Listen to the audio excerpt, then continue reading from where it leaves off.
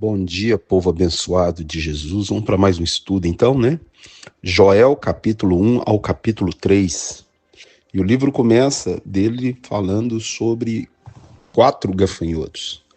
E é interessante que a visão que ele tem não é só para aquela época, é também para o futuro. E nós temos que entender o livro, que é um livro também de escatologia. Mas esses 4 gafanhotos se tratam de 4 impérios. E muitos pastores pegam o que Joel está falando para falar, para tirar dinheiro das pessoas.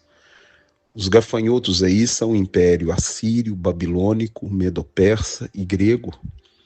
4 impérios que viriam sobre Israel e destruiriam a nação de Israel, escravizariam a nação de Israel. Então a gente está vendo aí ele falando sobre esses impérios como gafanhotos que vêm para devorar tudo. E o leão aí, ó, o primeiro que ele fala, ele está falando sobre o Império Babilônico. O leão é o Império Babilônico. Você vê Nabucodonosor no corpo de leão e várias imagens arqueológicas da Babilônia. E lá também você vai ver em Apocalipse capítulo 9, gafanhotos com cabeça de leão. O que significa esses gafanhotos com cabeça de leão também em Apocalipse 9? Significa que o império do anticristo tem alguma coisa da Babilônia, e a coisa que ele tem da Babilônia, o leão, é o domínio de um homem sobre tudo. Nabucodonosor se dizia Deus, e o anticristo também vai se dizer Deus. Isso está em 2 Tessalonicenses, capítulo 2, de 3 a 5, leia lá. Ele fala que cortada está da casa do Senhor a oferta de manjares, porque a Babilônia destruiu o templo. E ele fala que fez da vide e da figueira uma assolação. A vide e a figueira e a videira são as duas plantas que determinam os dois ungidos, né? Israel e Judá. No verso 14 ele fala sobre um arrependimento, um jejum, para proclamar um santo jejum, porque o dia do Senhor está próximo. Então, ao mesmo tempo que ele profetiza para aquela época, ele também profetiza para o futuro, aquilo que vai acontecer no futuro.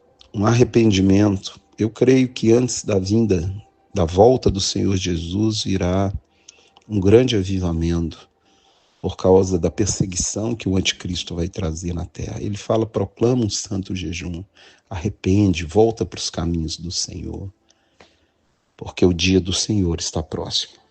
No verso 19, ele fala de grande destruição pelo fogo.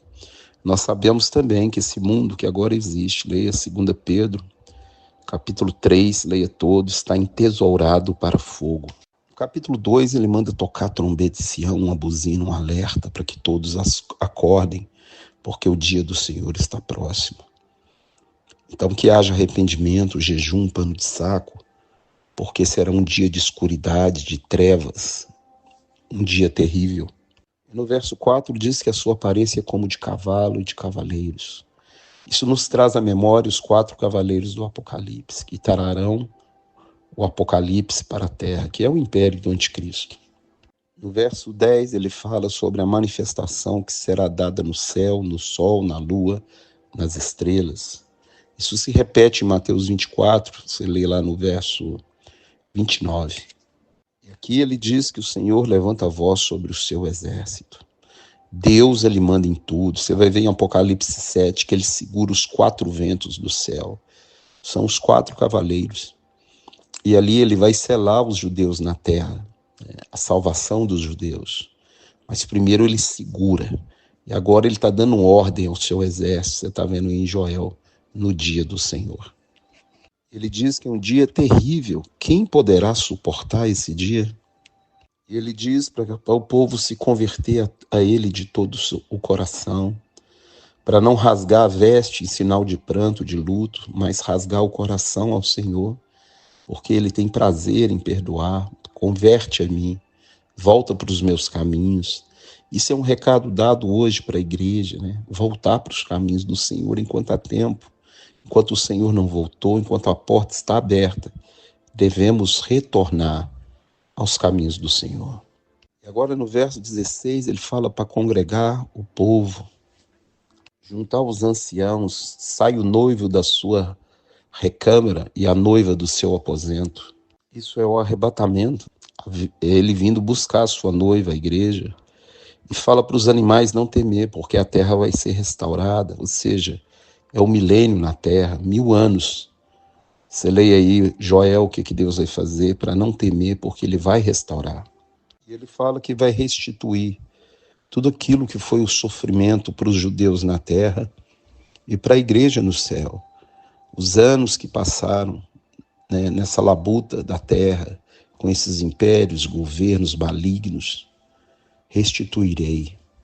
Nós vamos para um lugar onde não há mais choro, nem pranto, nem derramar de lágrimas, nem maldição alguma. Leia Apocalipse 21, de 1 a 5, estaremos para sempre com o Senhor. E ele diz, meu povo jamais será envergonhado.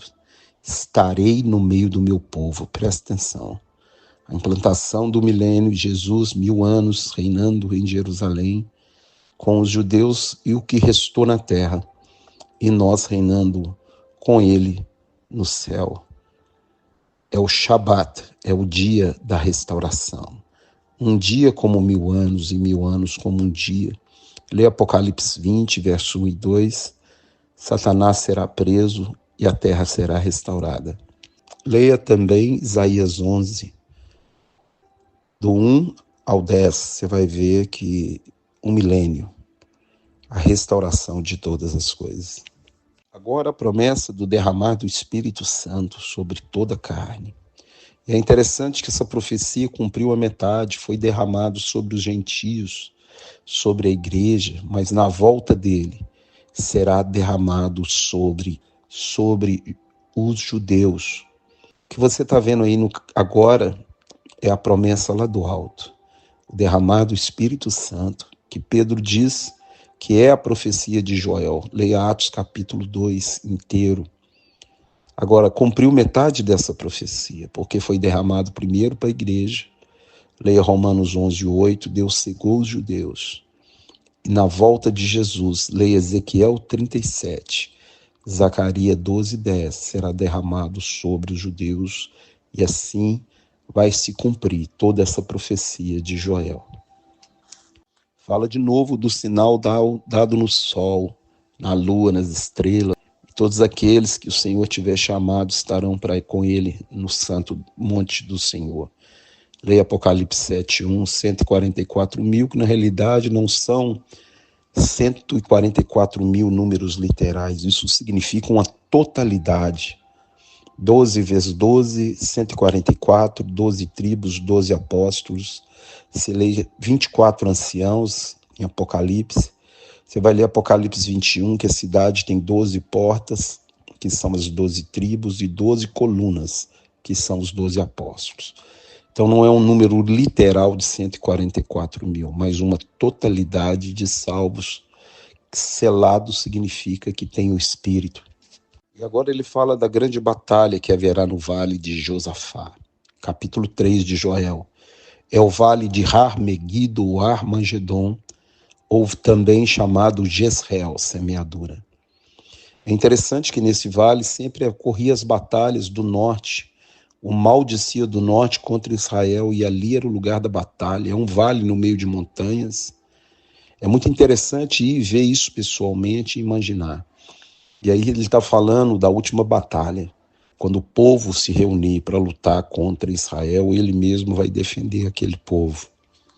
E aí ele fala da grande batalha quando o povo descer para pelejar contra Judá, contra a casa de Davi. E naquele vale ele vai julgar todas as nações. Leia Apocalipse 19, quando sai uma espada da boca dele. Fala de novo no sinal no sol e na lua, quando ele reunir todos os povos para julgar as nações. Ou seja, logo depois do arrebatamento, de selar Israel na terra, os judeus na terra, ele vai fazer o dia do Senhor, dia terrível, cruel, o dia do julgamento de todas as nações. Fala da restauração de Jerusalém e ele sentado no trono em Jerusalém. Leia Isaías 2, leia também o Salmo 2, do 6 em diante. E ele termina falando que vai espiar o sangue daqueles que não foram espiados, pois ele vai habitar em Sião. Então o livro de Joel é um livro que ao mesmo tempo fala da época do cativeiro, fala do futuro do povo de Israel e fala do futuro dos judeus, da igreja e de todo o mundo. Devemos ficar atentos às profecias nos profetas, porque Deus usa muitos profetas. Nós temos que ler os livros proféticos dos profetas, também com a visão escatológica para o fim. Que Deus abençoe e guarde você, sua família, te livre de todo mal, te dê um dia abençoado em nome de Jesus.